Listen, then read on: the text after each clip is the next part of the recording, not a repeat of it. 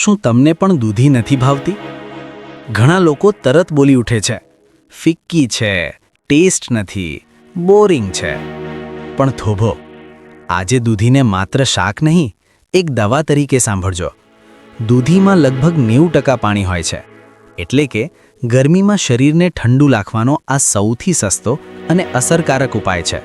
જો તમને વારંવાર એસિડિટી, બળતરા કે ગેસ થતો હોય તો દૂધી તમારો સૌથી મોટો મિત્ર બની શકે છે. દૂધી પેટને શાંત કરે છે અને પાચન તંત્રને આરામ આપે છે. વજન ઘટાડવા ઈચ્છો છો તો દૂધીને અવગણશો નહીં. કેલરી ઓછી, ફાઇબર વધારે, પેટ ભરેલું લાગે અને વારંવાર ભૂખ પણ નથી લાગતી. હૃદય માટે પણ દૂધી બહુ ઉપયોગી છે. એ બ્લડ પ્રેશર કંટ્રોલમાં રાખે છે અને શરીરમાંથી વધારાનું મીઠું બહાર કાઢે છે.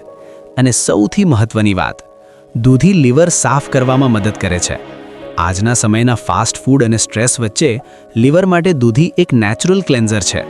હવે વિચારો, જે શાકને આપણે બોરિંગ કહીને બાજુએ રાખી દીધું, એ જ શાક શરીરને અંદરથી સાફ કરે છે, ઠંડક આપે છે અને બીમારીઓથી બચાવે છે.